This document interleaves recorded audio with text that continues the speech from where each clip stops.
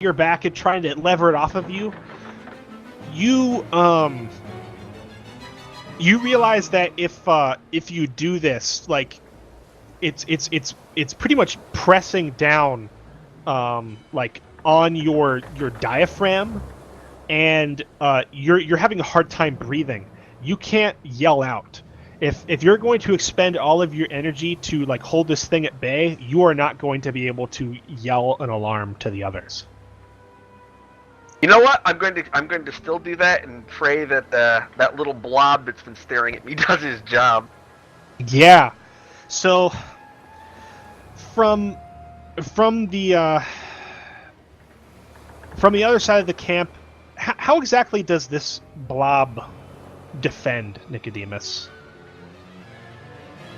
If it sees something, it lets out a loud squelching bubble pop sound. Bubble pop sound?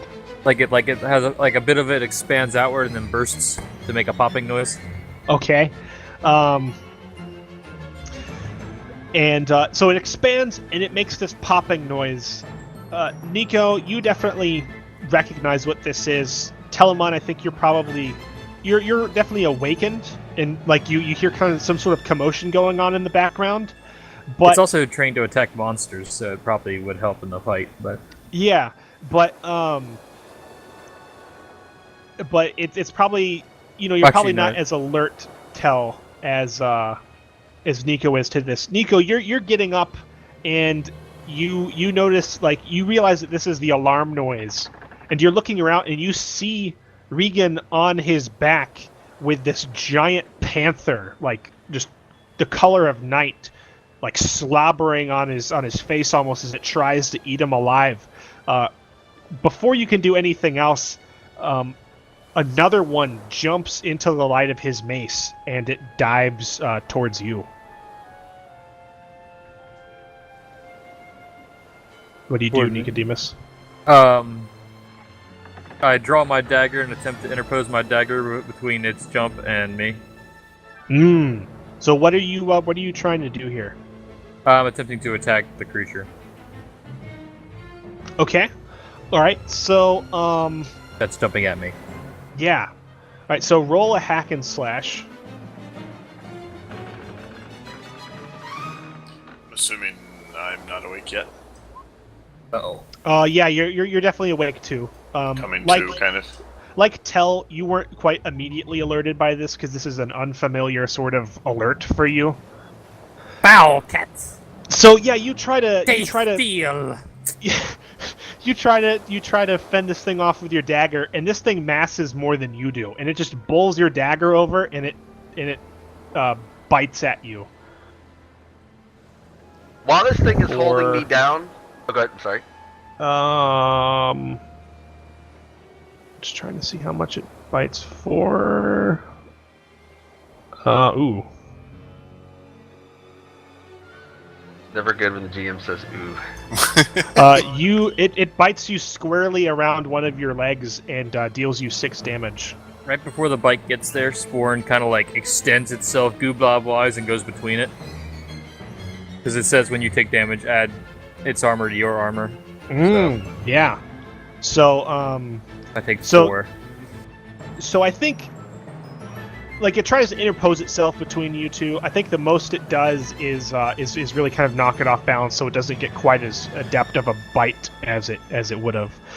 The other 2 of you are definitely awakening, and you see that not 1 but 2 of these immense jungle cats have beset your camp. But we are going to switch back over to the boat. Back at the. And I run away. Oh, that broke up your mic horribly. I think Carnivorous seaweed! Only yelling at the top of my lungs. Oh, now that suddenly makes sense. Yeah. Yeah. You run away from the ship flailing your arms. That's probably the smart thing to do. Are you fleeing up the beach? I'm not flailing my arms so much, because I am carrying my shillelagh. But, yeah, I'm running towards I'm away from the water. Okay. Yeah. let's see here. Who is Emrys? As he shouts this, you hear like more noise from below decks. You hear like more shouting and like the sound of a clang, like wood being struck with metal. But as that is happening, the captain behind you says, "Dear gods!" And you turn around and you see something has wrapped itself around him, and it looks like the longest strand of thickest strand of kelp or seaweed that you've ever seen. It has just wrapped itself around him, and the captain has this horrified look in his eyes as he is being dragged towards the back of the ship. Told you. Can't see anything but seaweed, right? What do you mean? You can see him. No, I don't see anything of the creature other than seaweed. No.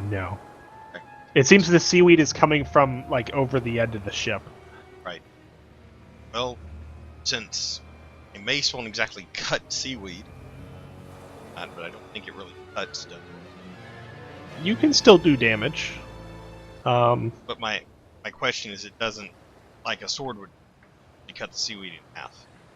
It would potentially cut the seaweed in half, but if you were to place seaweed on a wooden deck and bash it with a hammer, it might take more bashes than just one slice. But a hack and slash maneuver is not one slice; it is a series of maneuvers. Right. No, I'm just asking.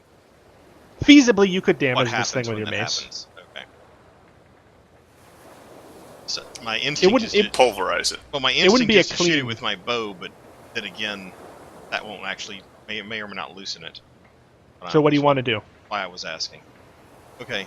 Well, since neither will cut it instantly, I'll go ahead and I will shoot the assuming it's not hair thin, strand of seaweed with my bow. Okay, yeah. I believe that is going to be a volley attack. This is definitely at close range, so you see it. You're trying to shoot like where it kind of. You're not trying to necessarily free him directly, but like trying to shoot whatever I'm shooting is it kind of and- lying and- on the deck. And my hope is that when I damage it, it'll release him. Okay, yeah. So a volley maneuver, or move rather. When you take aim and shoot at an enemy at range, roll dex.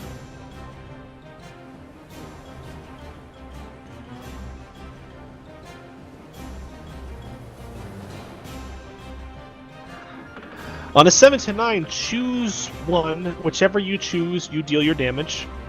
You have to move to get the shot, placing you in danger of the GM's choice. You have to take what you can get, minus 1d6 damage, or you take several shots, expending 1 ammo. I'll take several shots. Okay.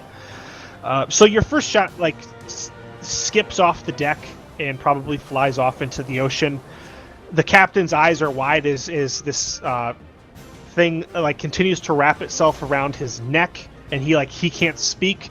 Your second arrow comes dangerously close to him, and he's panicking maybe for 2 reasons. But your third arrow strikes straight into this thing, like pinning the seaweed kelp thing to the deck.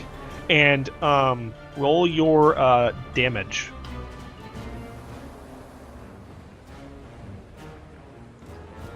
Yeah, you hear a shriek, but it's not like it's a very unnatural sounding shriek, like from several voices at once, at like kind of a high pitch. And the for lack of a better word, like seaweed tentacle begins to loosen itself from around the captain, and he's spilled out onto the deck. Oh, Bunko. My ferocity should also be added to my damage. Now, so that'd be. Do you have training to attack monsters? Yes, I do. Excellent. So your owl swoops in, and what is your ferocity? 2. Okay, so you actually do 6, and it actually severs this seaweed thing after you've pinned it to the deck. Like it comes in, and it gets it in its talons or something. Bunko, you've just reached this top deck. You're still kind of on the stairs, and you see this happening. You hear like commotions from down below where you just came from. It sounds like somebody's being attacked down there as well. You have no idea really what's going on. What do you do? Oh, was the captain freed by that? Yeah.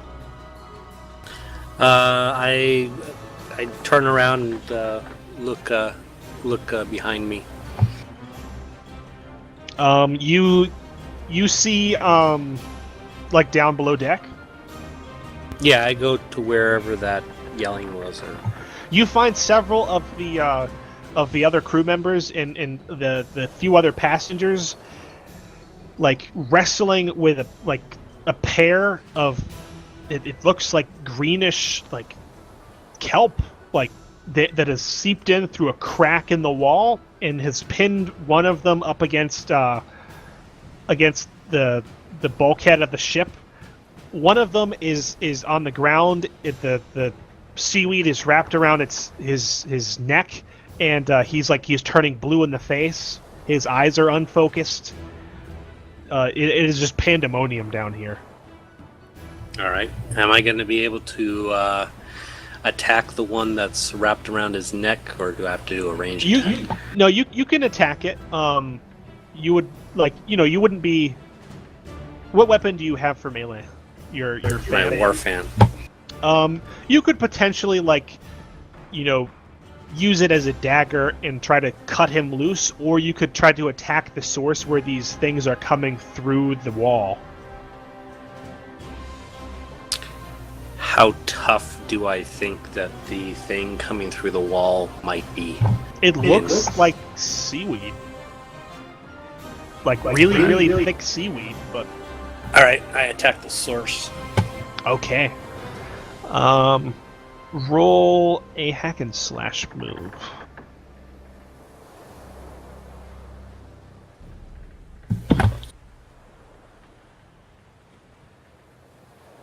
Damn nice roll, man. Ooh, yeah, that's definitely a success. Roll your damage.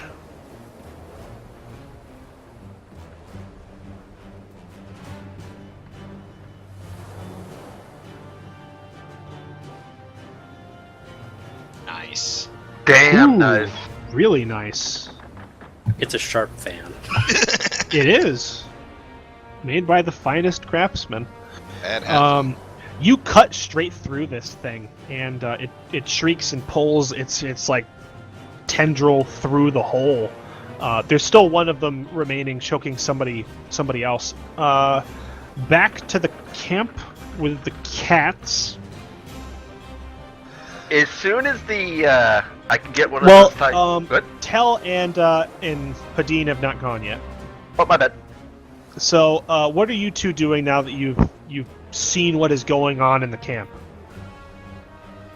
There's these cats. One of them's pinned the old cleric to the ground, and one of them has its jaws wrapped around the ratling's leg.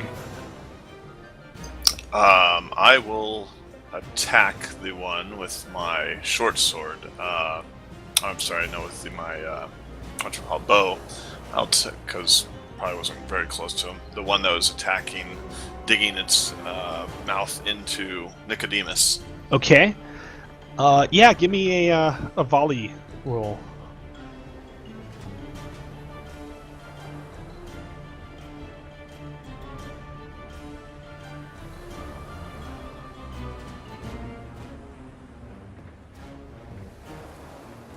Okay.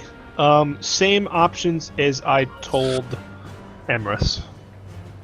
Let's see here. You have to move to get the shot. I'll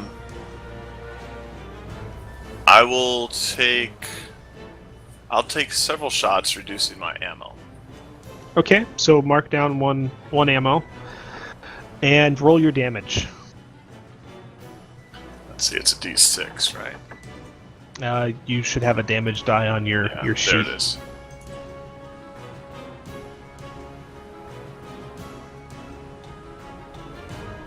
All right. 2. So you strike it, and it hits it in the hip, but it seems to glance off its pelvis or something, and it leaves a really nasty gash.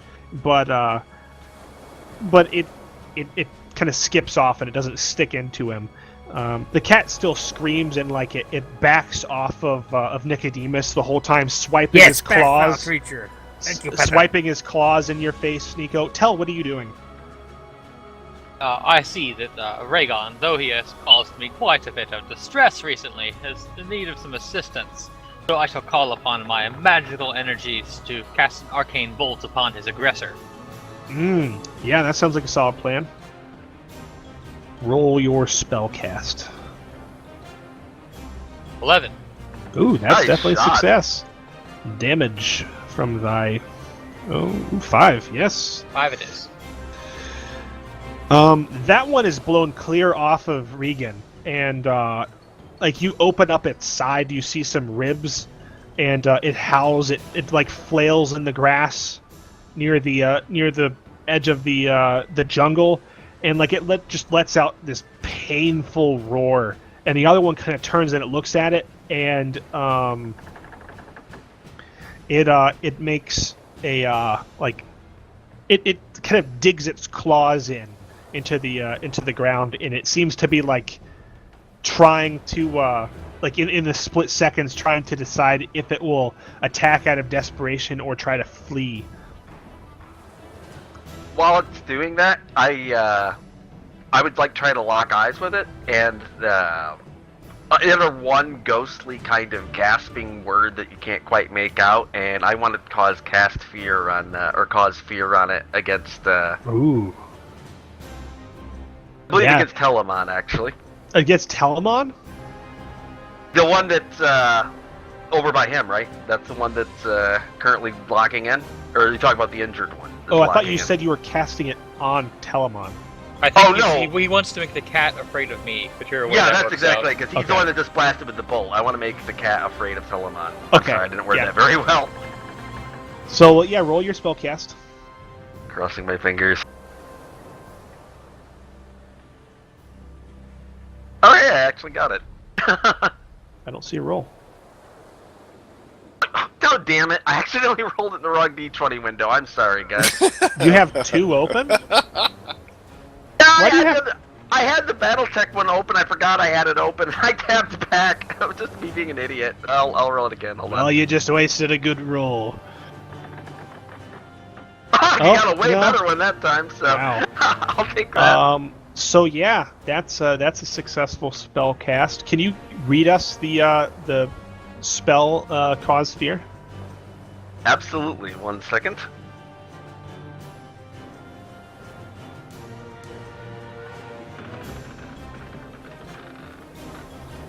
One more second. Here we go, okay. Choose a target that can see a nearby object. The target is afraid of that object so long as you maintain the spell. The reaction time is up to them. Flee, panic, beg, or fight. While the spell is ongoing, you take -1 to cast the spell. You cannot target entities with less than animal intelligence, magical constructs, undead, automatons, and the like. Alright, so you cast this spell like holding one hand out to the cat and one hand out to Telemon, and in the cat's eyes, like we don't see this, or you guys don't see this, but suddenly the red robes of Telemon seem to glow brightly, and he grows in size, his cape billowing out like the size of a house almost, and he's standing almost like 8 feet tall, his eyes glowing beneath his hat, and this thing just fucking runs. It bolts into the jungle, and the other one, like it looks panicked for a second, like what has happened to this other cat, and it takes a swipe at Nicodemus. Nicodemus, how are you dealing with this? Do dodge definitely out of the way. Okay.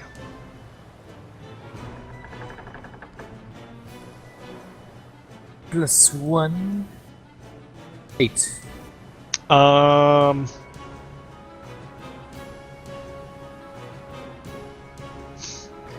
Can't use that. Yeah, you can roll out of the way of this thing, but unlike the other one, it is not afraid of Telemon, and it's going to be very close to Emrys if you roll out of the way of this thing. I choose not to. Ooh. or not Amherst, Payton. For some reason, whenever I look over at your icon, I just see Amherst instead. I played the Ranger for a while. Yeah, I guess I'm just used to that. Yeah. So you take the damage. Yeah, we're making it confusing for him. 5 damage to Nico. The 3. Yep. So it's reduced by 3. Your cube is now like trying to kind of morph itself over this thing, and it sees that it's outnumbered. It's not doing as much damage as it normally would, and it bolts into the forest as well.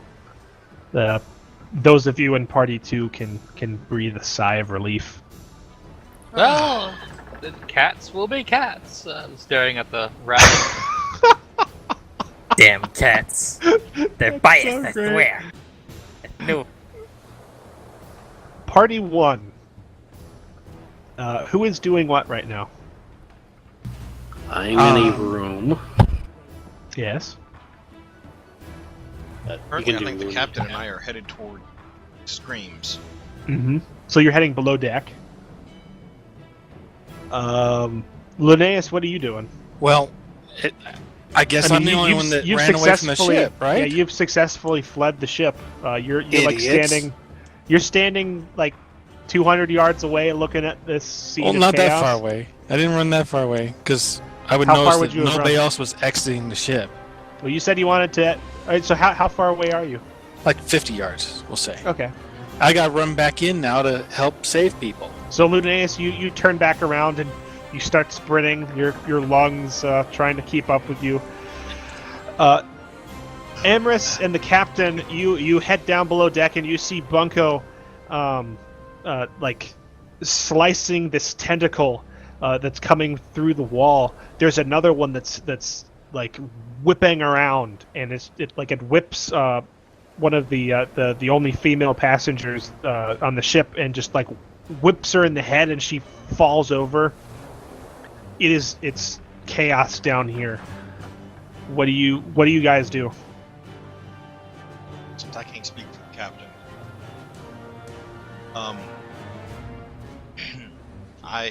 are we in like how close are we? Is this like Within like 6 to 10 feet.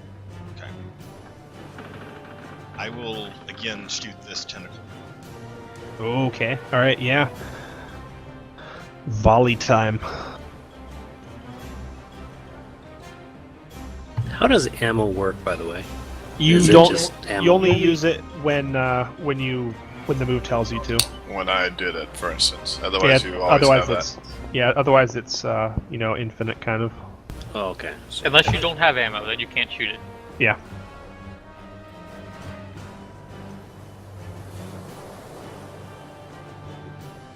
A 9 on a volley. What do you choose?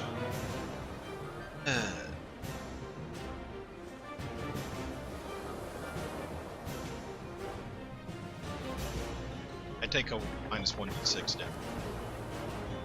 Okay. All right. Roll your damage. And then we'll roll your 1d6 after that. Oh, don't type it all in at once. Oh, it might work. I don't know. It's not the same thing as. It should work in roll d20. Let's find out. So, yeah. Yeah, it does. Good thing you had that I plus think 2. Good thing That Mal was there. Yeah. So like your arrow actually just misses, but the owl takes advantage of this thing's distraction and snips it a little bit. Bunko, this thing is flailing about right next to you. It starts to wrap itself around your leg, and this is like with alarming speed. About the all guy. right. How are you responding? I'll jump out of the way. Okay, so this seems like you're trying to act before it can fully clench around your leg using dex. So this will be a defy danger with dexterity.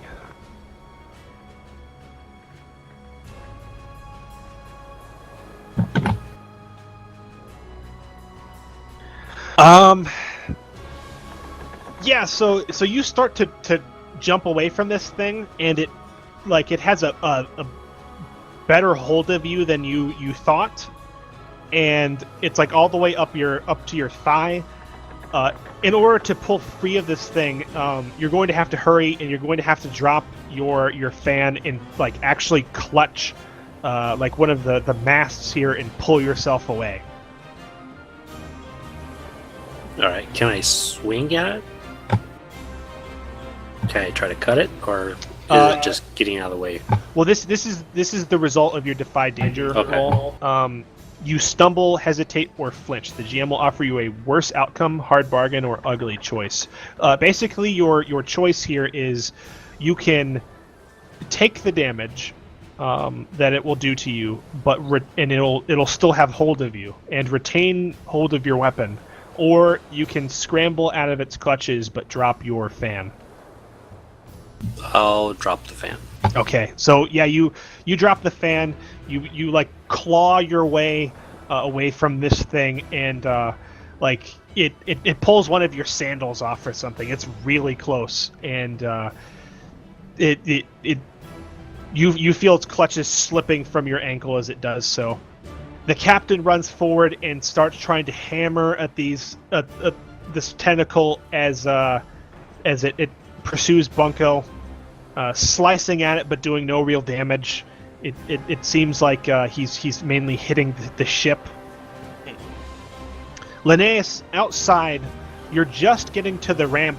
And I'm not going to the ramp. Where are you going? I'm going to where those tentacles were. I'm going to go under the ship. Oh, so you're going to run to the water and dive in? I'm going to run to the water and take form of giant crab. Ooh, I like. Roll shapeshift. Nice. You get really lucky with those shapeshift rolls. Unlike somebody I know. Crab. You have 2 moves. One, you of course have your standard attacks, which doesn't cost you any move. One move is to actually clamp down on something with your pincers and really let them have it. So it's like you clamp down and you do not let them go. That's one hold. The other one is a 2-hold move, and you can basically kind of curl up and kind of fold yourself into a protective form and shrug off damage, and that's 2-hold. So you turn into this giant crab with a beard, God help me, and you're just about to fling yourself into the water, this is Scuttle right into next. the water? Yeah, this thing is right next to where the ramp was, and it seems like as soon as you get there, these things just lash out at you already, as if they were prepared to lash out at the nearest person or thing that came in their way already. Will you make a Defy Danger roll? There are not 1 but 2 tentacles of seaweed flying at your face. How would you like to deal with this threat?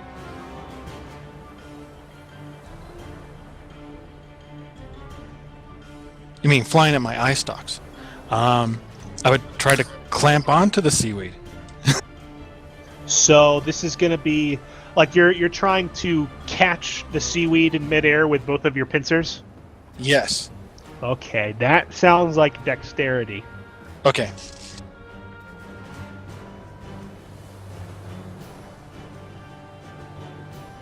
If this works, it's going to be so awesome. 7, that's partial success.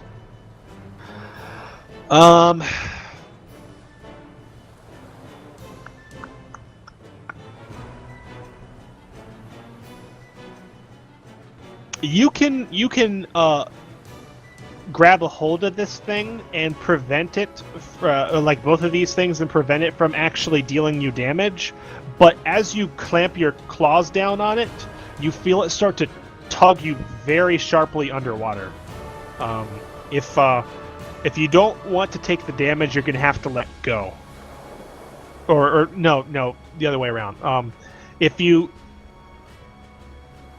trying to figure out how to phrase this. You could hang on to it and be pulled underwater, or let go and take the damage.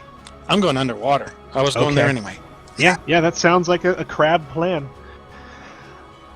Emrys, the captain, is struggling inside the cabin, trying to pull one of the passengers free from this tentacle.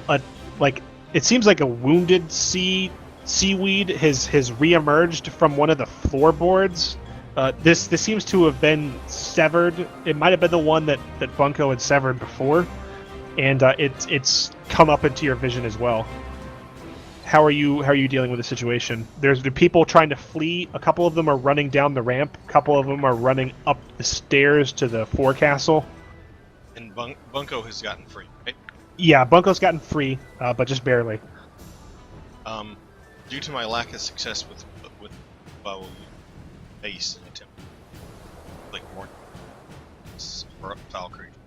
Yeah, just like beat it into a not so bloody pulp. Yes. Like an actual pulp? Yes. Okay, yeah. Hack and slash.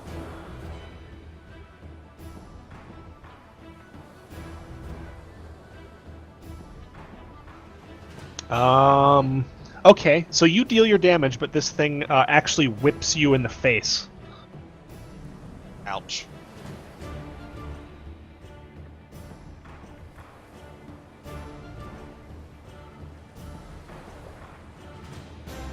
So you deal 7 seven damage. Ooh, nice. That's interesting. We'll see how that plays out.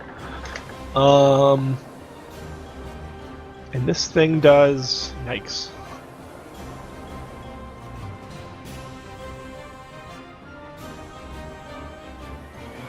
Four damage to you, ignoring one armor. It slaps you across the face like the hardest slap you've ever gotten in your life. It like spins you about. Face is stinging. But after it does that, you turn around and you just smash this thing so hard into the side of the ship that like it literally pulps and it dies. Creature dies or just the tentacle? This tentacle, like you can't tell if it's all one creature or multiple creatures. Who knows? But this Tentacle, thing like this it one actually tentacle goes is done. limp. Like it doesn't actually pull out of the ship this time. It just falls limp to the deck. Nice. Bunko, what are you doing? You've basically been disarmed. There's a tentacle kind of still reaching in your direction, and is like kind of chasing you about the lower decks. All right. I whip out a throwing dagger. Ooh, this should be interesting. Volley attack. You're gonna try to pin it to the floor. Yeah. That sounds pretty cool.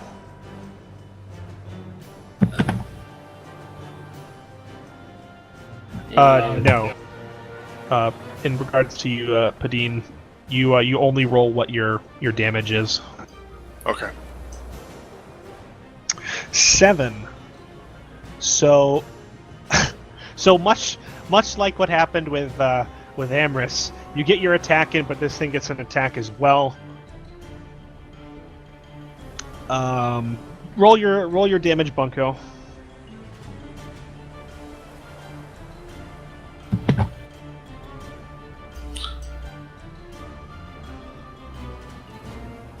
Ooh, nice. It's a sharp Basically hairpin. Are you actually throwing like a hairpin at this thing? That's what my throwing daggers are in my hair. Oh, that's so awesome. So like you basically pull a stiletto from your hair and just fling it at this thing. It doesn't pin it to the deck, unfortunately, but it goes straight through it, and this thing howls. But it manages to wrap itself around your waist, and it pulls you like with incredible strength and whips you against the side of the hull for 6 damage.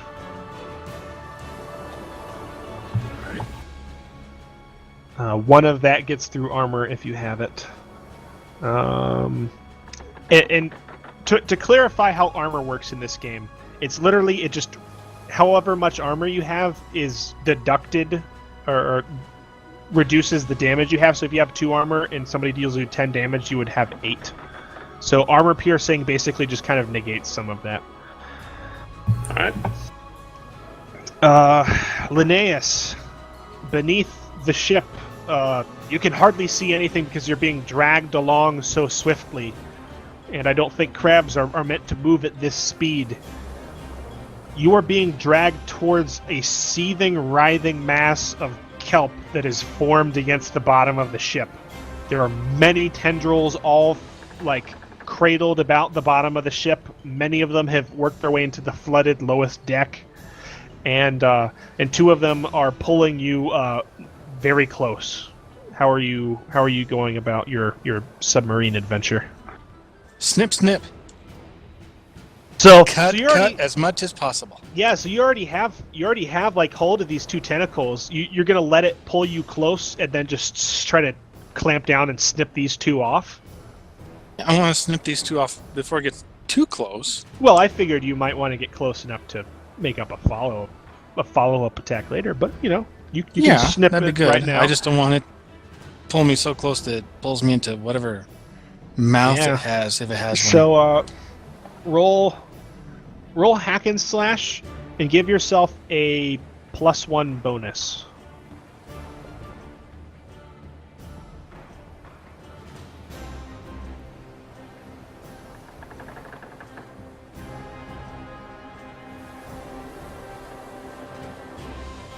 Hack and slash is strength, right? Yep.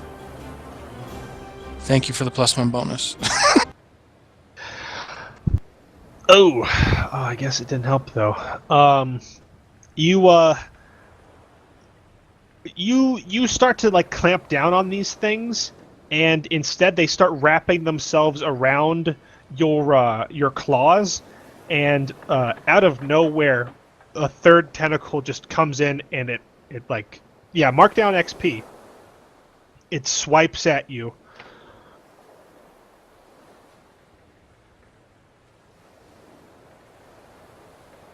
Oh God, for 9 damage.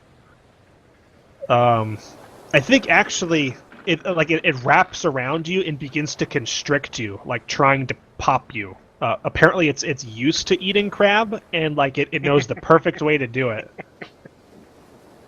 Not terribly surprised. How much armor do I have as a crab? You have your normal armor. All of your armor kind of goes to your crab form. So you're a soft shell crab. My normal armor is turtle shell, so it's not that different. Yeah. So what is your normal armor? 1.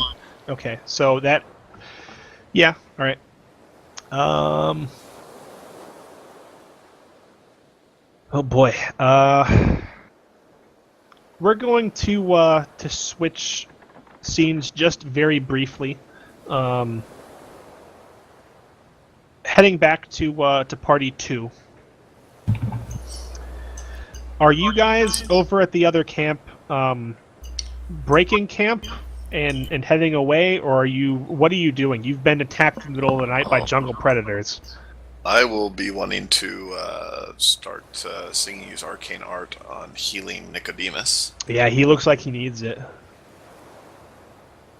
What is this? So I should probably roll that, right? Yeah, that's charisma. Yeah, I think that's a charisma.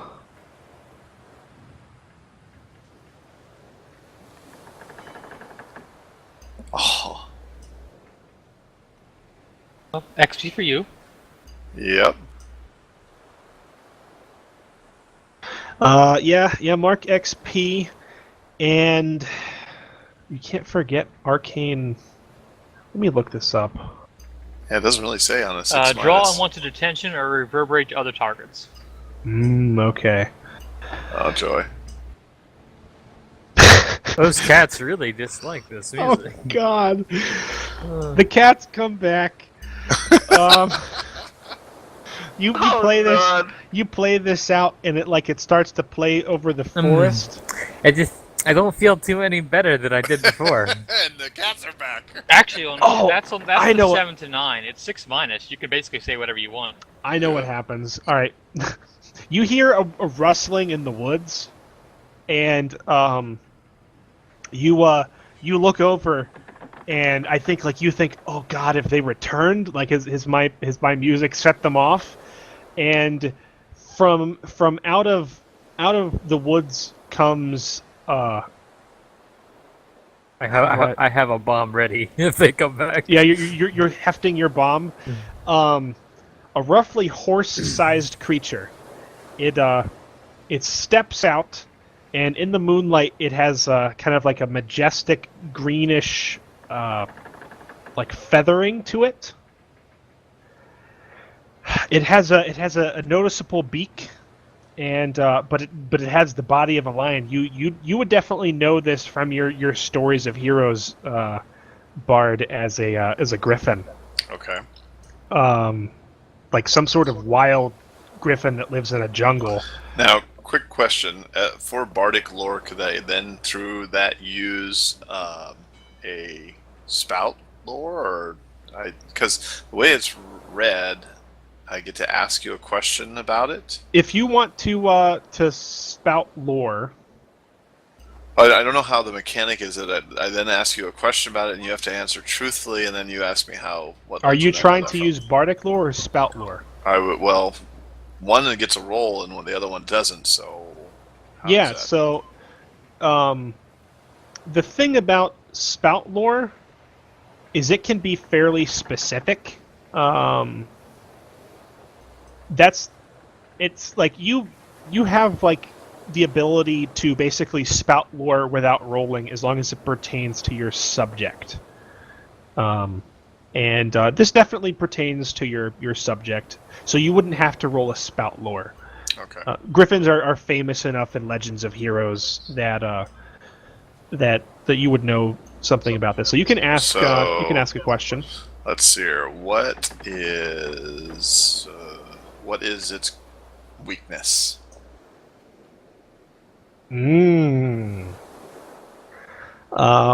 I think fire would work good. But its weakness is its heart, and specifically you've like its kind of chest area. Like you would get to its heart just straight through the like the area right beneath its neck. Okay, I would tell the others if it attacks, aim for its heart. Where have you heard this before? What song or tale? The great tale of the epic hero Harry Potter. Oh God, really?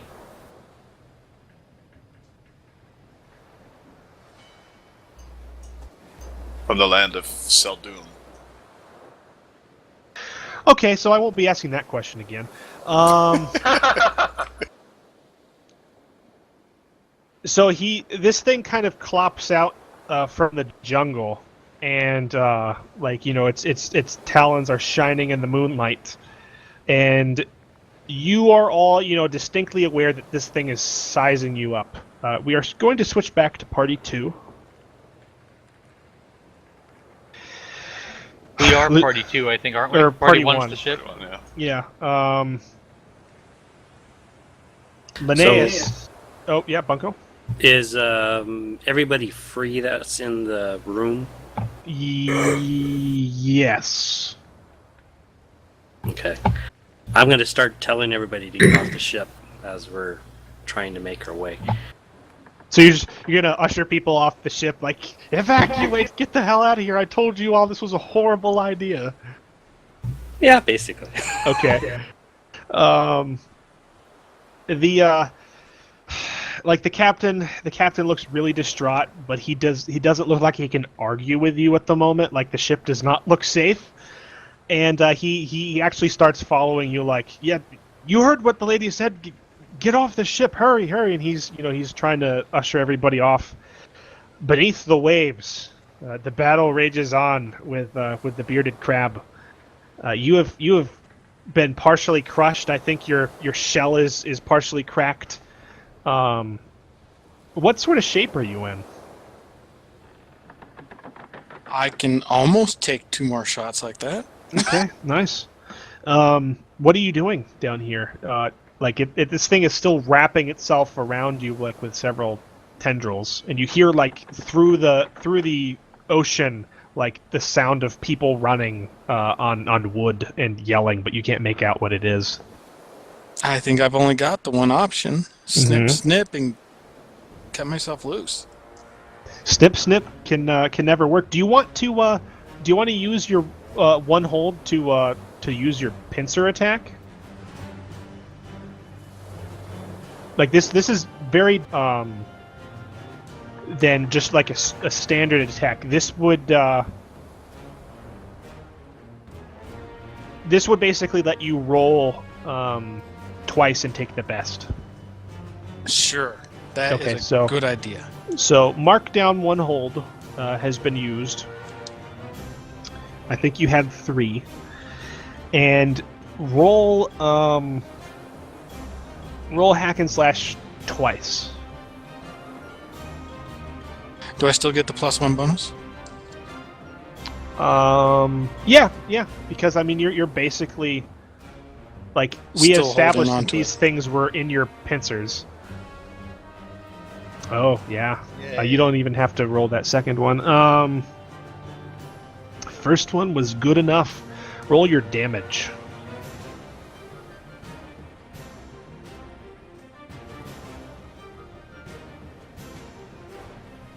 Oh.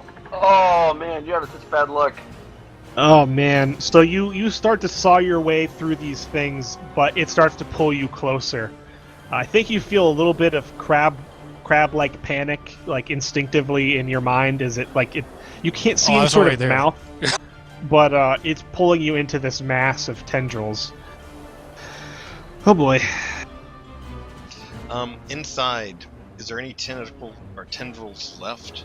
No, I like can- the ones that are still there are like not moving. They're Okay, hanging so sort of we've- limply. We've done our job smashing, and Yeah, like you're basically evacuating the Okay. ship right now. well, I was making sure there's nothing left to hit. Yeah. Okay. In that case, yes, I will evacuate the ship.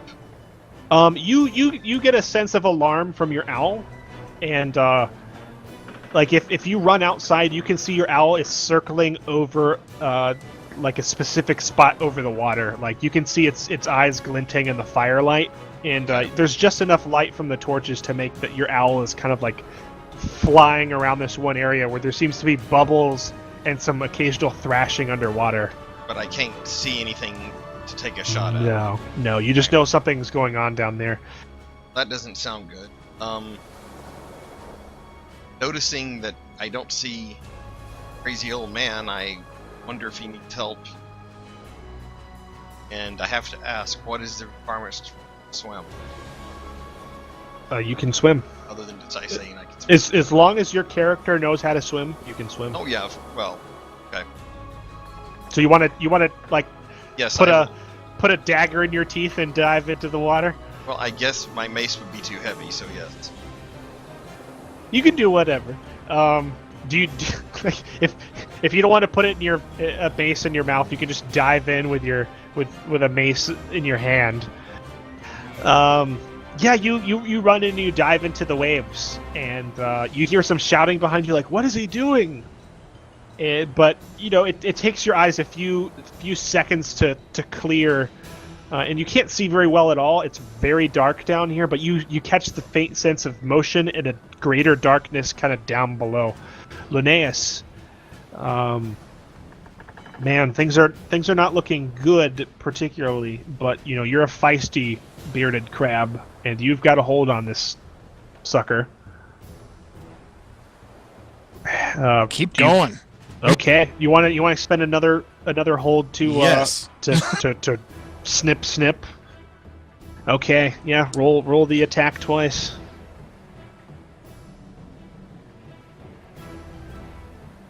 Okay. Ready for the damage? Yeah. Oh no! Oh my god. Bum bum bum. It's kind of hilarious. You're such a master shapeshifter that can do no damage. It is kind of an awesome, awesome way it's working out. Well, it's a good thing you're not failing. Like you're basically struggling with this thing mightily, and it's like you're flailing around in the water, and it's not like it's not attacking you at all. It's every time I think your attacks are so ineffective because you're having to spend so much time trying to keep it from just crushing you.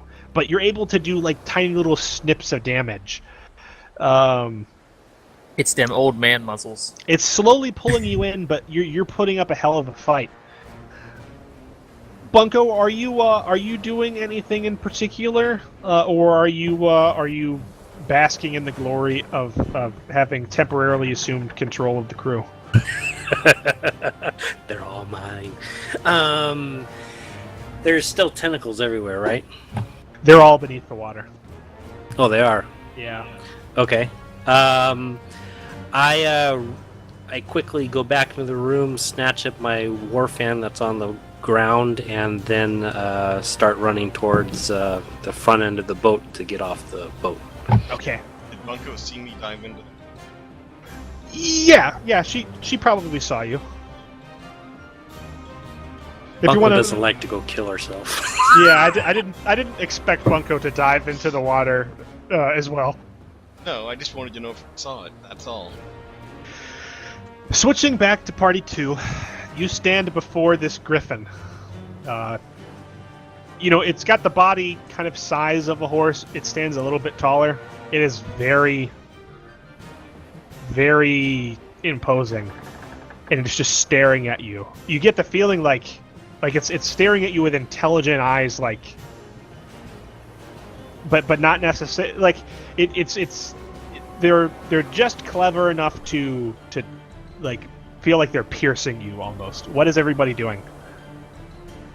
I want to see, try to determine if it's hostile or not. Does it seem like it's aggressive at the moment, or should I need to actually do something for that?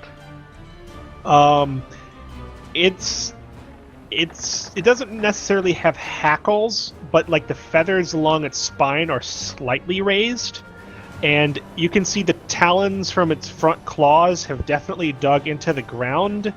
It's not like you would if it was hostile, it would be all over you. This is a very fast beast, and it's only like 20 feet away from you. But it also does not look entirely assured of the situation. Like it is tense as well. Like this is kind of a Mexican standoff almost. Probably holler to Amorous and say, Padden, and now you got me doing it.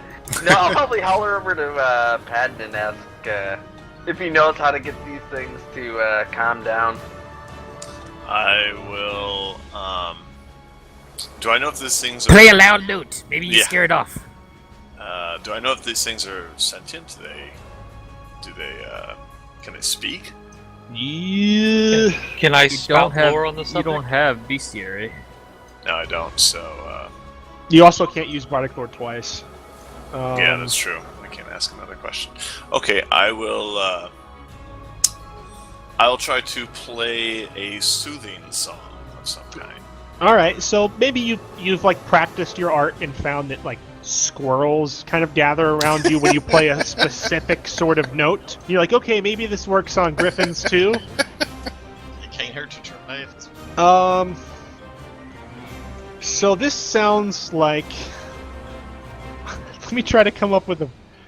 This is definitely going to be. You realize if you fuck this up, I'm gonna throw this bomb, right? This will be a test of your arcane art. Okay. But you won't be choosing one of those effects. We'll say that you're trying to do something a little different here. So you take out your fiddle. Oh god. All right, on an 8. Your spell still works, but you. This is how we got into this situation to begin with. Have 500 animals. You calm it like. How does it work but not work? Jesus. Okay. It soothes the Rat Man too. its fur starts to go down and its claws release a little bit in the earth, and then you hear a growling from the jungle, and its fur goes back up, and it turns, and it looks straight into the jungle, and you see 2 pairs of golden eyes. Oh god, they're back.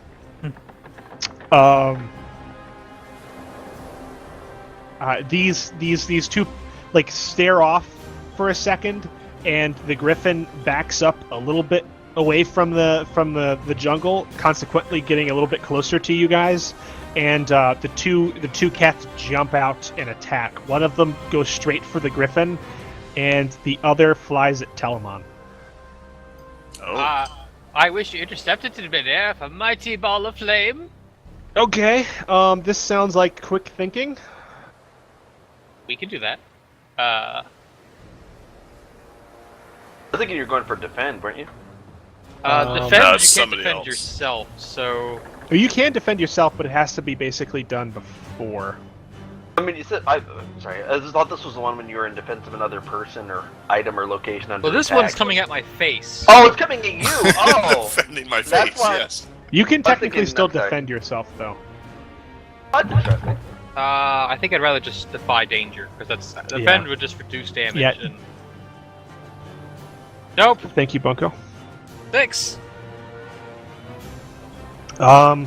You fling God, always the fireball. You fling a fireball, and it flashes past this thing, and you see its fur raise, like it's terrified of this fire, but it goes past it, and it like flies straight between like the nearest trees, and it goes deep into the jungle and Oh, disappears.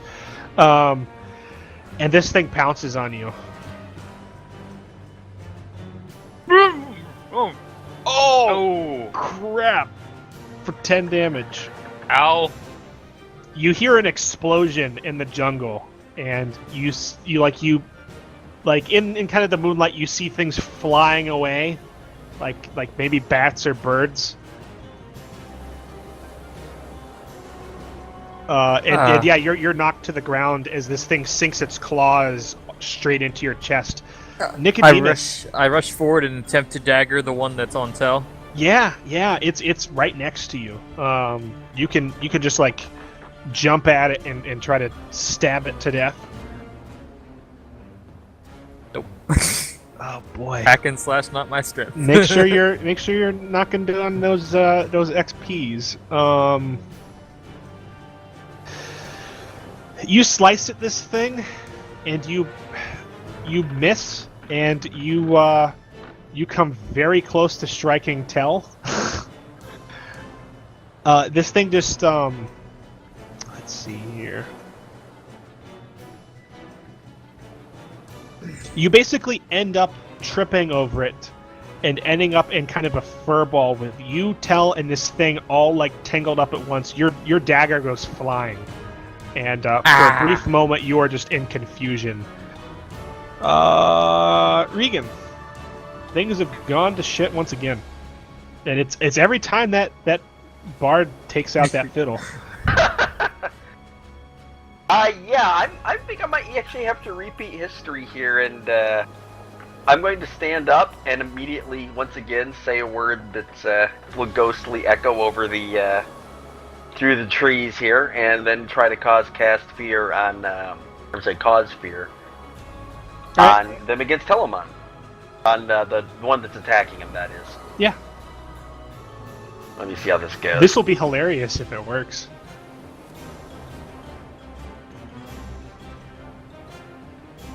Alright, choose a downside. I think I will take. Did you have your -1 negative? Oh no, you didn't have that because you would. Never mind. That one wasn't active anymore. And yeah, I'm going to take unwanted attention because I'm trying to get it off of him anyway, so. Oh god.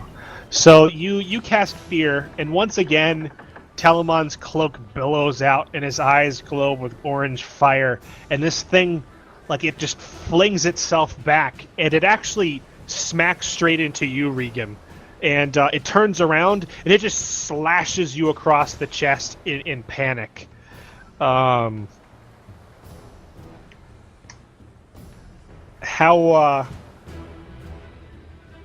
do you try to dodge this?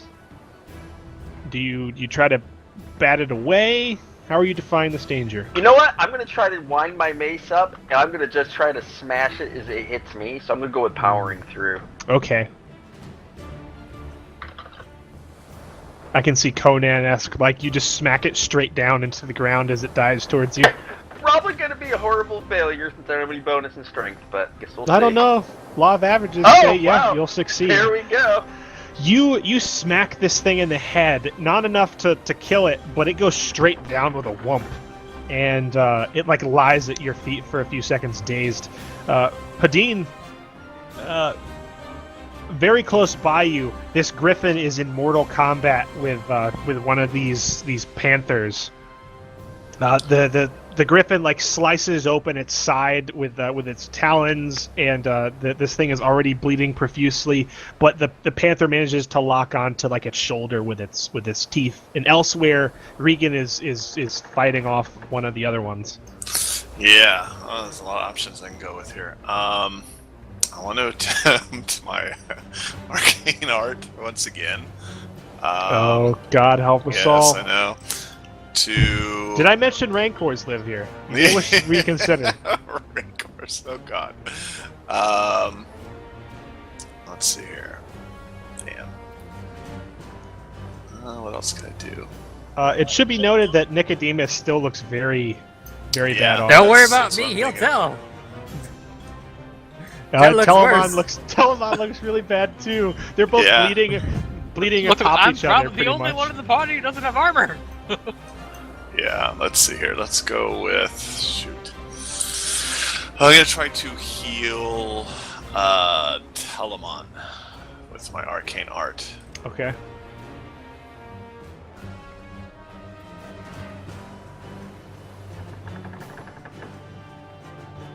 Oh God. I get the heal off.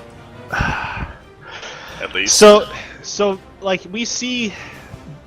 Do we actually see kind of like wisps of magic floating from your? yes, your... from my fiddle that are kind of going towards Telemon. All right. So as it does that, it splits off, and the nearest thing to you is the other cat, the one at Regan's feet, and it splits off and it starts to heal that one as well. Roll 1d8. Both Tell and the cat are healed for 7. Ah, very good, buddy. That is much better. Okay. Is there? Can I throw a bomb I that's don't its know way what to it is hit about more than it, but one? I feel invigorated by this magic. Um, Feel like So- a little bit of a jig, maybe. Tell and Nico, you stand up at the same time. What are you both doing? That foul cat nearly ripped me in two. To feel the power of my arcane magics. Arcane Okay. bolt. All right. So while Telemon is casting his arcane bolt, Nicodemus, what are you doing? I'm gonna throw a bomb in such a way that I hit more than one, if that's possible. You'd be hitting okay. the Griffin. You'll run the risk of, if you're off, you might hit the Griffin or you might hit Padine with kind of like the outside of the burst. But you could technically hit both of them if you roll well enough. Fuck it, I'm gonna do it. Okay. Telemon, what are you choosing? -1 ongoing. Okay. Yeah, you don't need any more negative tension here. Roll your damage for your arcane bolt, Telemon, and then we'll get to the bomb because that'll be really fun. 4 average. 4 damage. You strike this thing as it starts to get up, and it looks like it was about to like bite Regan in the groin, but you hit it and it kind of knocks it to the side. Regan, there's a moment where you just have like a, oh thank God moment. Thank he who cannot be named. Okay, what is the specifics for using a bomb? That's a volley attack. Okay. Near area. Okay. By the power of alchemy. 10. Nice shot. 10 on volley. Volley. Yeah, Oh, that you said can it would do work, it too. Padine, but I can do both.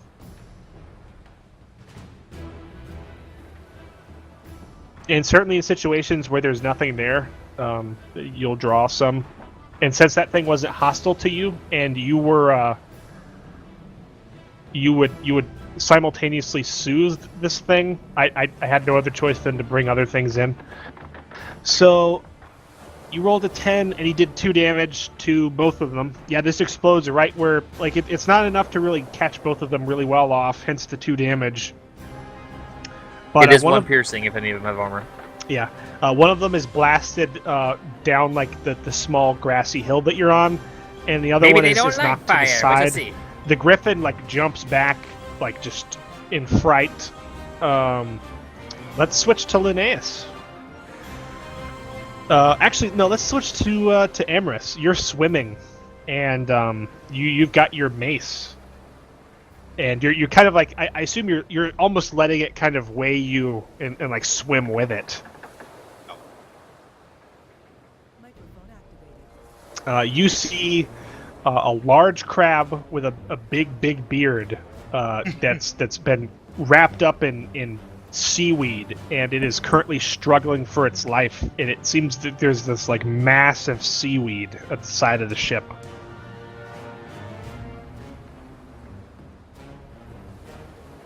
You switched over mid. Oh. That I know my shapeshift. It's him. Yes. Do a hack and Water is not slash. So Yeah, do a hack and slash, but do it at -1.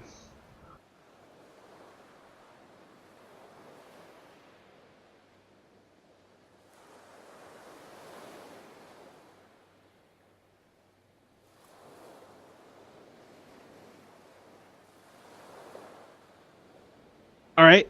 Yeah, you smack it, but like you feel one of these things start to wrap around one of your arms in return. Roll your damage.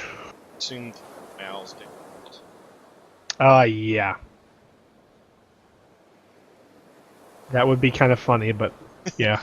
I mean, if it that's another reason I asked if it was visible from the surface, because then he could strafe it with his claw. No, it's definitely not. That's the only reason I asked.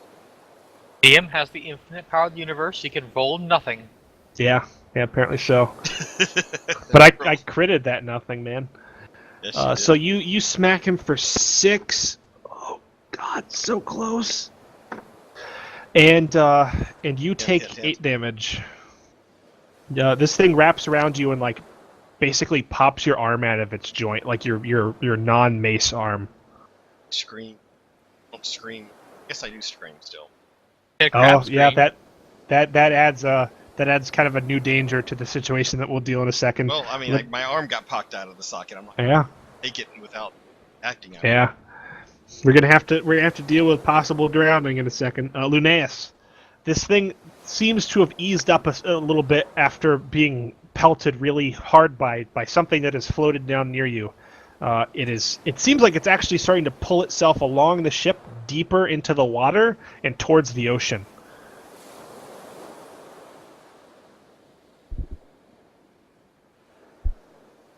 Linnaeus, what are you doing? More snips? Well, am I free floating, or do I have some legs on the ocean floor? You have some legs on the ocean floor. Well, while trying to pull myself towards shore, hopefully it'll let go if it's going in the opposite direction. Mm-hmm. And if I can make enough of an effort, I'll keep trying to snip and make it let go. All right.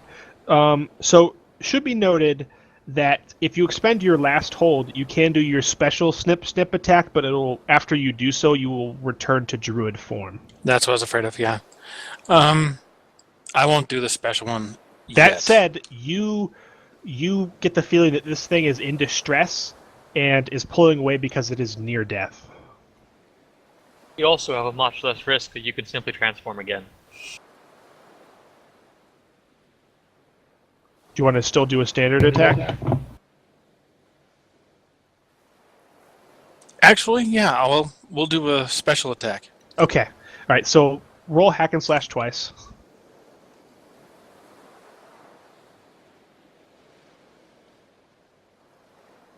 Ooh, that's a success. And damage.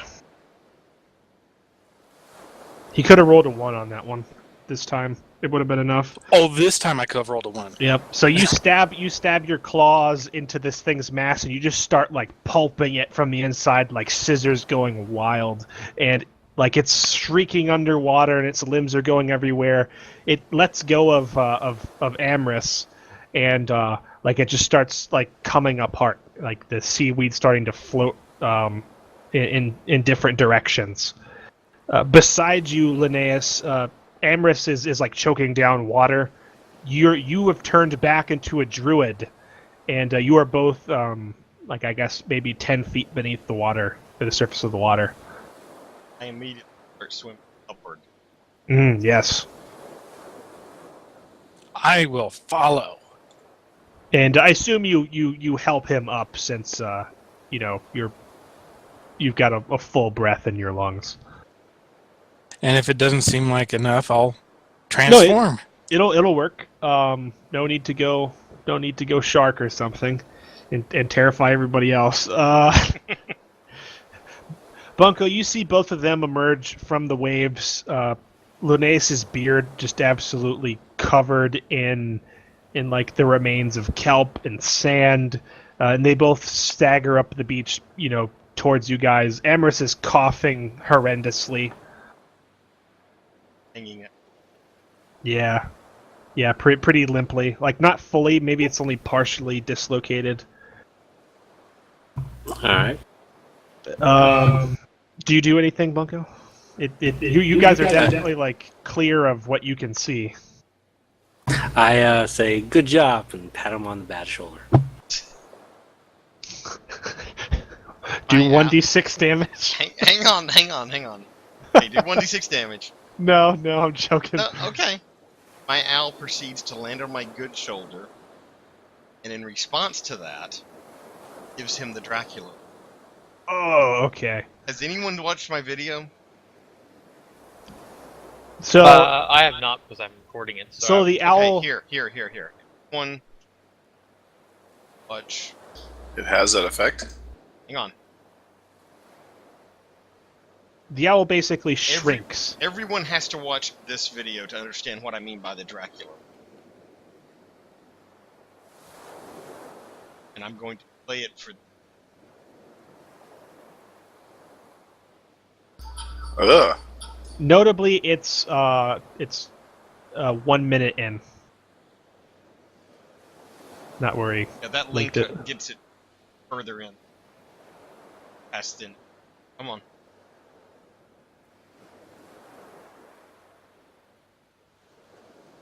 That's great. It's got the roughly feathers from earlier, and then... I laugh at it. Oh my gosh. Yeah, That's creepy. Yeah, it is. It's This extremely is where the creepy. frightening comes from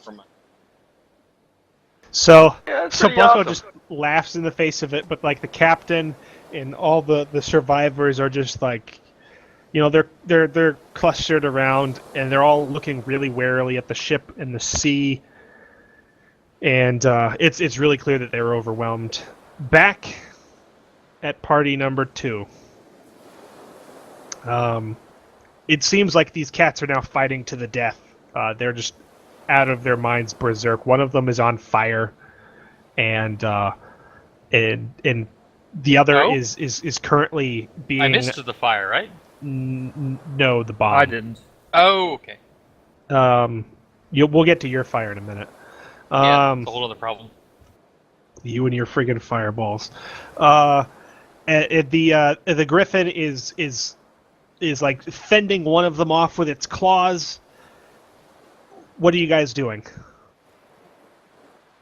The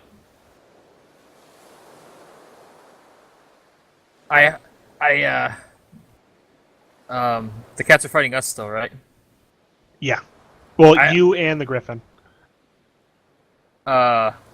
I rush forward and attempt to sink my rat jaws into the cat's throat Yes. and my vicious claws.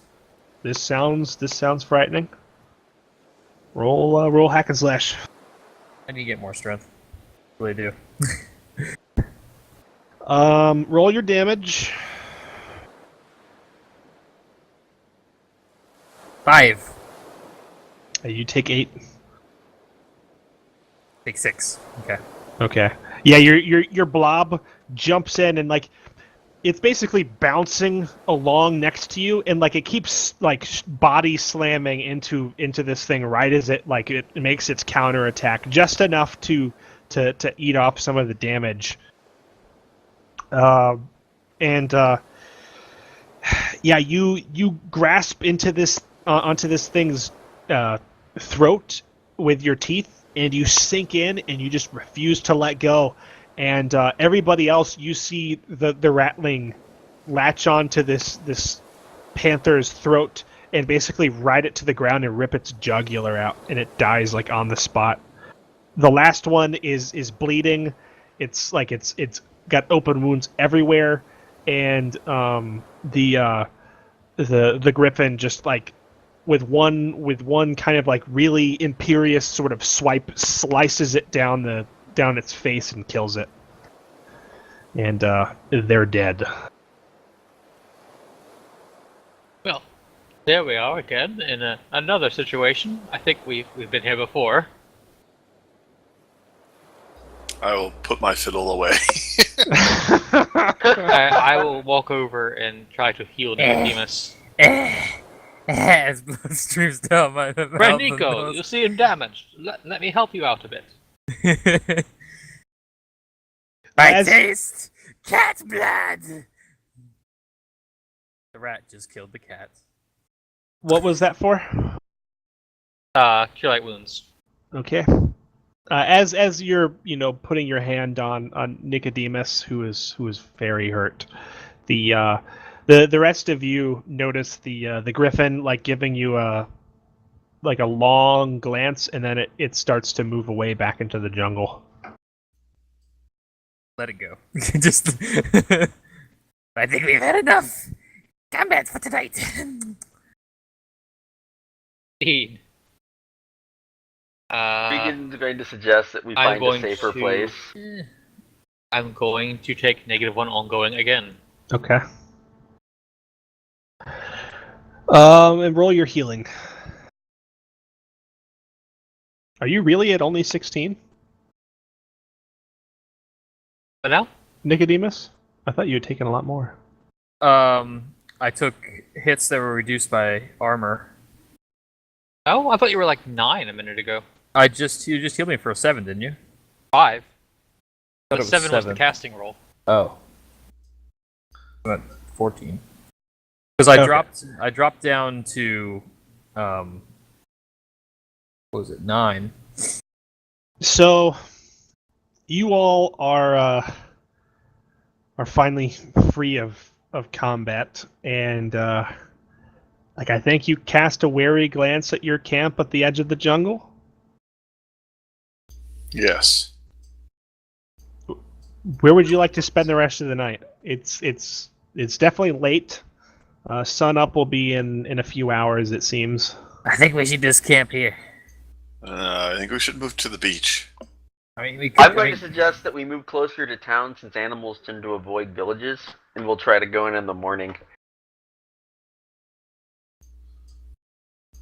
And closer to town along the beach, I do suggest. I am very much for We going still along don't know the if that beach town right is hostile or not. I'll definitely inform Telemon that I have spoken to higher powers, and I will be able to tell at least, perhaps get an inclination of their intention when we arrive. All right, so you guys are going to make your camp closer to the town, it seems. On the beach, it sounds like, yes. Okay. Back at the boat, it seems like the crew and the captain have finally admitted that the situation is untenable. And since like the night, it is you don't know if there are more of these things where it might come back. Like they're not convinced that it's dead. They're not quite sure what to do, whether to move further inland or to try to make their way to that camp that Linnaeus had found. What do you guys think in party number 1? They just should move just at the ridge, just of the jungle lining. Just give us a little bit of distance between the water and the ship, and just camp out there till daylight. Mm-hmm.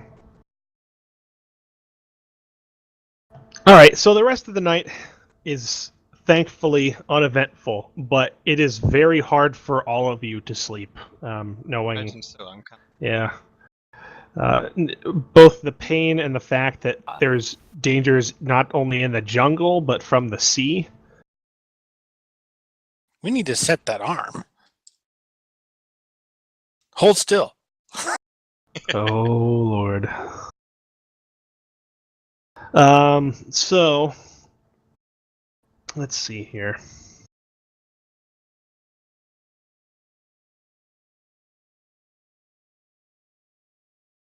Does anybody get any healing from the remainder of camp, or because it was split, nobody gets any healing? I'm just curious. I'm not actually wounded. You will, it's that, I was just about to mention that. When you make camp, you know, you didn't have a few uninterrupted hours the first time, but your second half is uninterrupted. You gain hit points equal to maximum, or half of your maximum HP. So everybody can do that. You have to send another ration for the second camp? That's No. a lot of healing. Yep. Dungeon World is definitely based on letting you stay out of civilization and like delve deep into dungeons or wild terrain for long periods of time. As long as you have supplies. So Yep. Yeah. half of our hit points up current maximum or half of maximum? Half of max. Yep. Rounded down. If there is rounding to be done. My arm is more. It's because I said it.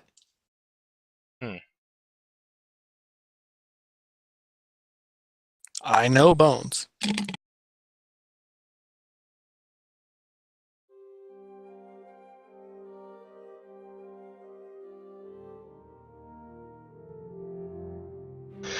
So, the next morning, you all awake. And, yeah, I think you're all thankful to be alive. It was a very bad day yesterday. Those in the Eastern Party are able to quickly break camp. There's only the 4 of you, and you didn't take a whole lot with you. And you can hear kind of over the breeze, and maybe even smell just there's some sort of encampment nearby. You obviously saw some of the outer buildings before, but like you get the standard kind of smells and sounds of being near civilization. I smell smoke. And Yes. bacon? I don't know, Mm. bacon maybe. I do not believe we'll find much bacon here, Nico. Oh, wild boar? Perhaps This some is good. fish. Mm. Yours love fish? So you guys make your way to the camp or whatever this thing is to your east. Do you take any special measures or do this in any certain way, or do you just walk along the Actually- beach? As I approach, I'm going to. I collect the heart of those 2 cats before we go. I don't know if they're any good, but we'll find out. Yeah, all right. Mark those down. I don't think you have Regan to will roll take for great that. interest in this behavior. Perhaps some cat Yeah, I'm eyes. Those fascinated seem like by it'd it be too. useful in a potion. Yeah, like you can definitely write down his ferocity of ripping out a jungle panther's throat with his bare teeth. That'll make a good story. Yes. He's like, haha, the rats win! So you guys are going along the beach, right? Yes. Just making your way there together. Once Out I in the catch, open? once I catch sight of people, I'm going to quietly close my eyes and commune again with my deity and use detect alignment to briefly see what their alignment may be. Okay. We'll say that you guys begin to make your way to what looks to be some sort of small to maybe even medium-sized village. It's situated upon a hill overlooking the beach. There is a large wooden wall that is very old, and it seems to wind its way naturally about this hill. There are several buildings visible that are outside of the wall, both just kind of outside of the wall and some along the beach. There appear to be some docks with very, very small, like 1 or 2 person boats there. And in the distance, you see some really rather large silhouettes. A couple of them are looking up and obviously pointing at you. Before we get your detect alignment in here, I want to figure out what the other party is doing. Are you going with your original plan to head to the western camp after daylight? What was the captain? What was the captain's goal of the ship? Did he want to remain there, or did he just? He wants to keep the crew and the remaining passengers safe. He realizes that the ship is a lost cause. The only thing he's really concerned with, aside from that, is trying to salvage as much equipment and supplies from it as possible. Okay. He comments that if you guys are going to some sort of civilization or camp, bringing supplies could not hurt. Perhaps it'll ingratiate you. Could always sell them. That's true. All right. So the captain and his crew do not want to come to the western village. Okay. They realize that the ship is untenable. Is a place to live. Then I guess we're making our way to the western village. Okay. It's not going into the jungle. Yeah. You heard some weird shrieks in the middle of the night from the jungle, and yeah. So it takes you quite a while to get there. Not just the 3 hours that apparently, or the earliest had really stated. Aside from the fact that it takes longer to walk than it does to fly, you are taking with you the majority of the crew and the remaining passengers. There's a couple women with you who are somewhat slowing things down, but the real thing that's slowing things down are the supplies that you're having to carry. There were a few kind of trolleys aboard, like to move luggage, but for the most part, things are having to be dragged or carried. It takes you a good portion of the day to wind around the coast and get to sight of that island. But inside of the island, you do get, and you can tell by the time you start to approach closer that they have definitely seen you. You're definitely a fairly distinctive sight on the beach. There's roughly, let's see, maybe between 15 and 20 of you. You haven't really counted. And you're dragging a bunch of supplies, and you're all sort of exhausted. So, I suggest that the owl and the weirdo change and go scout out ahead. Actually, I was going to suggest that I become a draft horse, and I'll carry a lot of the supplies. Oh, yeah, that definitely works. I think that will probably explain how you could even carry this stuff this far. That makes a big difference, actually. That's a great thought. They definitely notice you on the beach, though. Like, you can see people in those towers out in the water, like with appears to be a spyglass. Like, you can see the glint, and you see a slight massing of people at the foot of that bridge. It looks like they're getting ready for your arrival or something. Okay, they're not moving towards us. It looks like maybe they're still amassing. Okay. You don't know how long it would take them to make a response. Maybe they're wary and they're going to stay there, On the other hand, you see kind of quite a lot of movement, so maybe they're getting into formation or something. I would suggest the owl go look what's going on. Do you send your owl forward, Emrys? Yeah, sure. You get I need to go have Keith. Okay.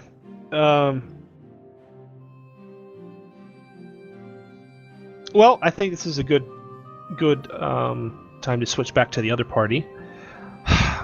You see these large hulking figures near the camp, or Quite tall, these islanders.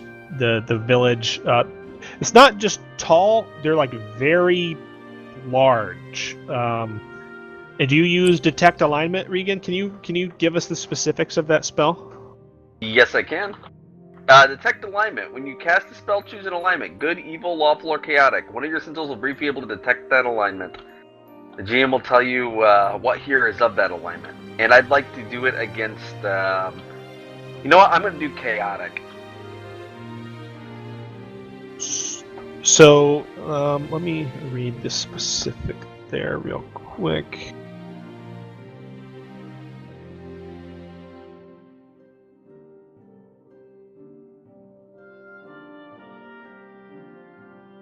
All right. So, are you using your vision for this? Actually, what I figured is I would close my eyes and whisper my spell to my dark deity, and he'll tell me. One of your what senses is briefly able to detect alignment. So, I see. one of your senses. This is just like that detect magic that we did before. I'll do it in the style that instead of seeing the stuff, if I see something that's chaotic, I'll hear a voice in my ear that'll tell me. Okay. Something like all right. So that. roll detect magic or detect chaos. And yeah, choose your drawback, but it still goes away. I'm gonna take -1 going forwards for magic. You do not hear too much in the whispering of chaos in your ear. I think it kind of comes to you as like a one person's voice among many, almost like you get the distinct impression that within this town there may be one or two, but probably that's the most. You're not getting a whole lot of chaos here.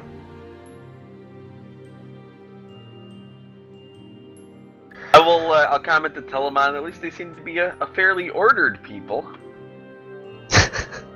So do you guys approach? It seems like one of them had pointed to you and then run up to the gate of this town, and it seems like the gates are opening and a small party is exiting. I would say I would keep approaching. Yeah, All right. I think so. Yep. As you get closer, you We don't realize look- that these figures are at least 7 feet tall, and they are Yeah. probably as big around as 2 men, maybe 3.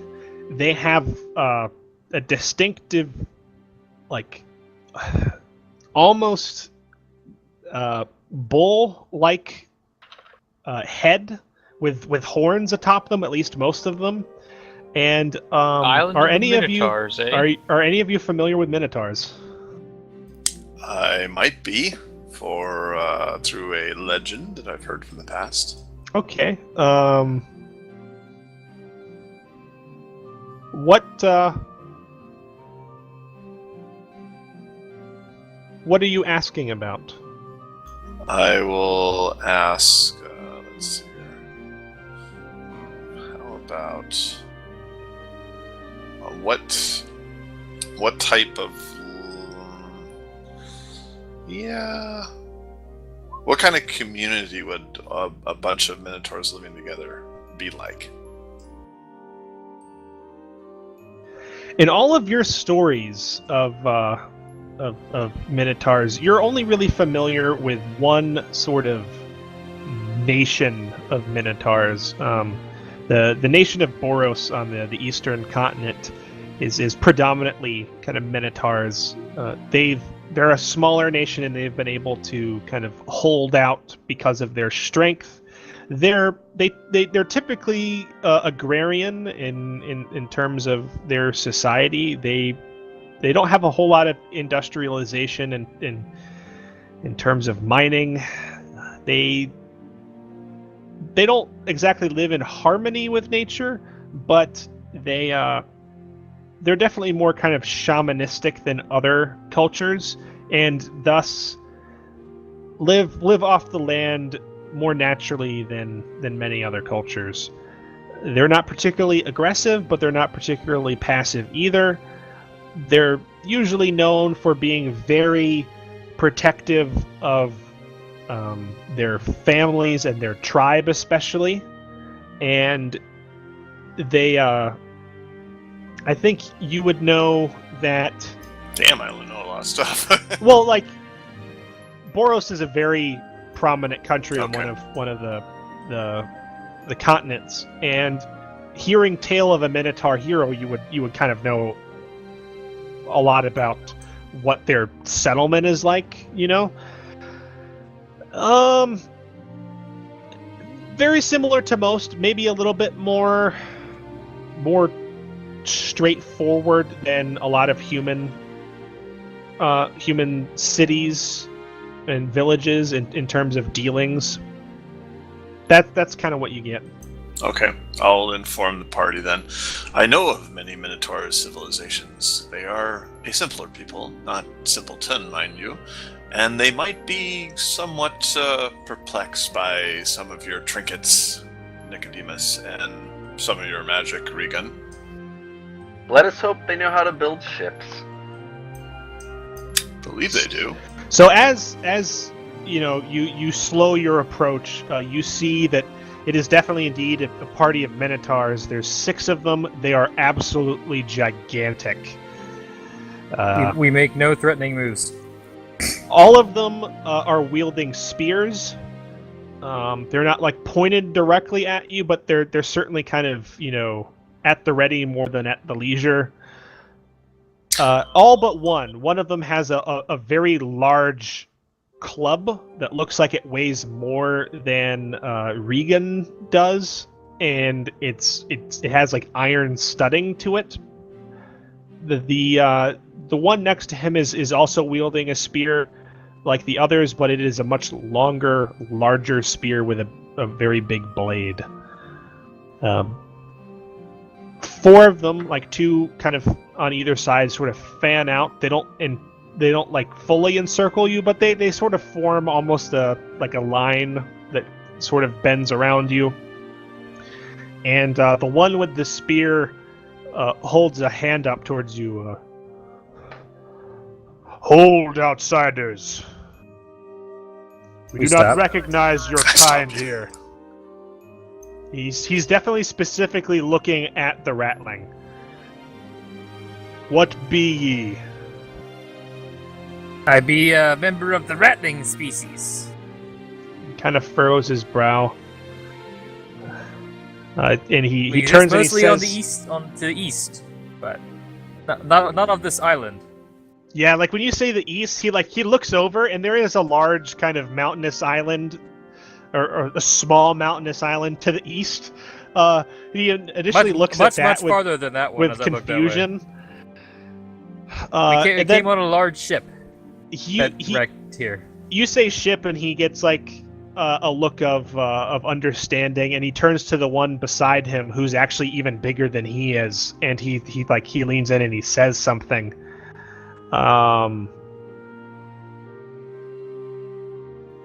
They seem to converse for a bit, and the one with the spear kind of holds his hand up and then like lowers it down a little bit to the others. They relax their poses a little bit. And you are not from the Iron Fortress? Oh, heavens no. We're from a ship I from a know long, not what that long even away is. land. Our ship crashed here last night. We do not know where we are. Sadly, this is an all too common tale in the history of our islands. He looks you over and he says something else to the big one next to him. It is good that you showed up here rather than to the west. Those of the Iron Fortress are not to be trusted. We thought you were a raiding party at first. They are largely of the man folk. Be glad that we have never seen one of your kind. He looks at Nicodemus. Or else you would not have reached this far. Ah, I see. What is this Iron Fortress that you speak of? We have not yet seen it. He steps closer. We have been upon the island for as long as any of us can remember. He gestures to the other Minotaurs. But there are many other tales of other ships that have wrecked here, and those have formed a camp across the other side of the island. Some are pirates, some are merely travelers, some are traders. Many have been here for generations. They situate upon the only accessible iron deposit on the island, and they have secured themselves a fortress upon it. They arm themselves well, but they have been no match for us. Not in these many years. Well, not to disparage your wonderful home here, but does anybody ever leave this island? He shakes his head. Unfortunately, I must tell you what we have told all outsiders. The surroundings of our island are treacherous, and no one knows how to navigate them. There's rocks and reefs everywhere, and the tides are different, I believe. We do not know how they work elsewhere, but from what we have heard from outsiders, they do not work the same. So you guys are having this conversation and are eventually kind of invited back to the village, except under heavy guard after you kind of explain further who you are. Those of you to the west, the owl reports back to Amris that there are. It gets the sense of people over there, of civilization, and that's all that it tells you. Eventually, with the return of the owl, comes a file of people across the bridge, and they kind of form up on the beach. Do you lead the party of survivors closer? They seem to be armed, and there seem to be quite a lot of them, but they aren't in any big hurry. I say nay. I tell the captain, why don't you go talk to them?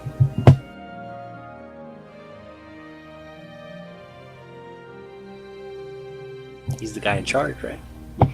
He looks at you and he looks around. He looks a little bit nervous. He sighs. You could perhaps yell very simple words and maybe understand some very simple responses like hello or goodbye. That you couldn't have a yelled conversation. Too far. Yeah, you'd have to get closer. Do you wish to accompany the captain? He seems to be going up there, and none of the crew are really volunteering to go with him. The captain and get too close enough to have a conversation. All right. So you go forward with Captain Valmos, and you notice that all of these folks have kind of the look of the crew almost of your own ship. Much more ragged, and certainly not quite as in their clothes aren't quite as in as great shape, but Like they all give you kind of the appearance of being sailors or the like of one time or another. Some of them are wielding cutlasses. Some of them have some spears. You see one or two crossbows, and in the center stand two people fairly prominently, a man and a woman. The woman has long dark hair, and the man has short blonde hair. Both of them just kind of stand out because their garb is a little bit better than the others, and they just seem to be waiting for you to approach. Get within earshot. I recommend to the captain when we get within earshot that he hail them kindly. He definitely gives you like a knowing nod, like they have more people out here than you are, and he ain't stupid. And there's no telling how many more they have back in their encampment. Hello there. We mean you no harm. We have been shipwrecked here. We do not know where we are or he kind of looks at you and he shakes his head. He's like, I've never been in this situation before. I'm not sure what to say. Fine. Ill, good people. We have been stranded on your island in assistance if you are of sort. The blonde-haired man steps forward, a couple guys coming with him. Of course. Why wouldn't we offer fellow survivors assistance here? We are all trapped here upon this dreaded island. He kind of waves a hand at you to kind of motion you closer. I take it you were brought in by the storm last night. Or the night before. Yes, you are correct.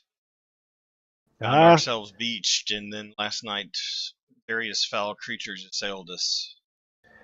Many of us share a similar story, my friend. You seem to have quite a number of survivors. That is quite fortunate for you. Many ships are lucky to only have one or two crew members survive the treacherous rocks of Masenkia. Our captain here is obviously brave, skilled. Get us in.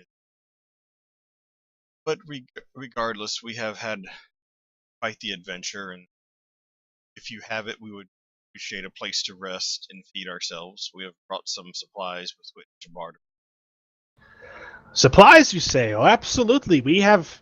It's been some time since we've had any contact with the outside world. Certainly, make sure your friends know that they're welcome. Come on. He like gestures to the rest of his crew, kind of, and they sort of relax. And you wave, like the captain waves the rest of the survivors over, and they generally start to make their way over towards this group from the camp. And I think we're going to end tonight with with both of our parties in opposite camps. Camps. On opposite sides of the start island. Fighting each other on different sides of the war. And I've got extremely this interesting. Our group is going to need to rescue the other group at some point here. I don't know for sure, but I've got that feeling. Well, one group is going to rescue the other. The question is which group is rescuing which. I'm still unsure if we want to rescue the other group. Yeah, I mean, I definitely don't like this necromancer guy.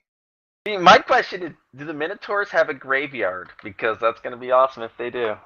Well, we're going to do end of session stuff real fast, and then I know the meeting is starting. They told us that we could be expected a little bit late. I want to do end of session, and I just want to have kind of a fine. debrief. Yeah, that's fine. It's not even bugged on it at all. Just to talk to people about it just for a little bit. Sure. Go for it. That's fine. End of session. Okay. So, when you've reached the end of a session, choose one of your bonds that you feel is resolved, either completely explored, no longer relevant, or otherwise. Does anybody have anything bonds that has come to fruition, or things have turned around in 180 degrees and gone the opposite way, and it will just never happen?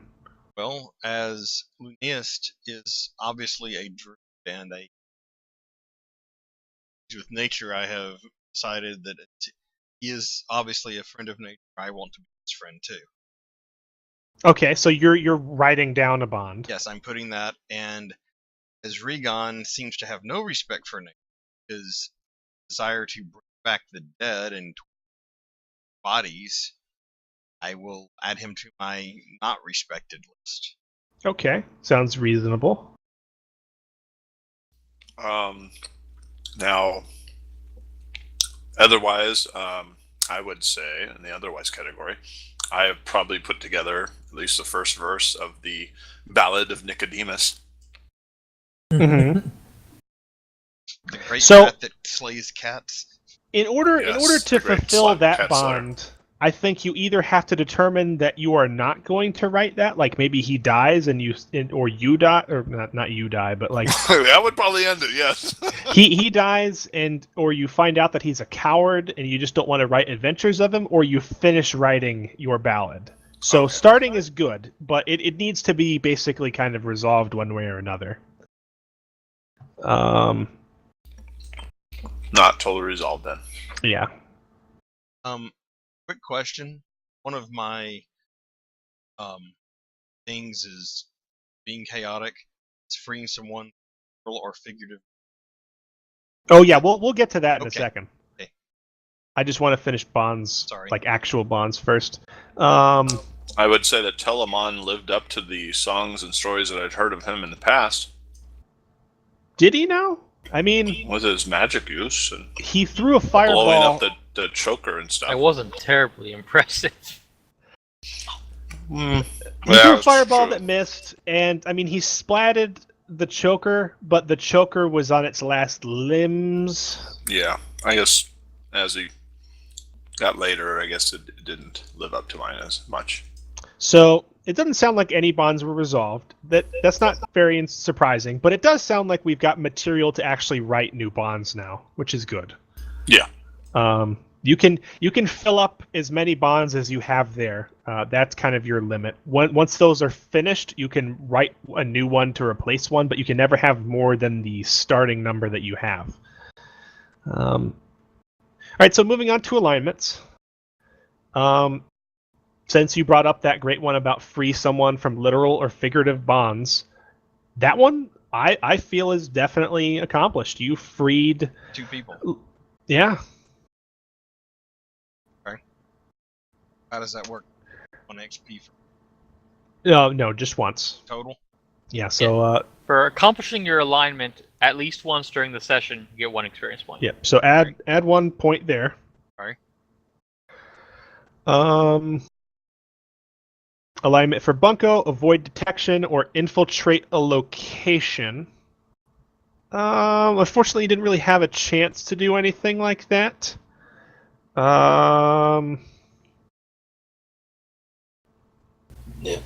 It's a big goose egg. Yeah. Linnaeus, help something or someone grow. I don't really recall anything of that nature. I recalled a lot of snips.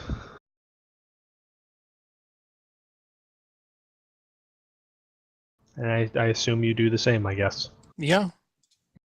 All right. And I jumped in to help people, but I didn't help anyone grow. Yeah.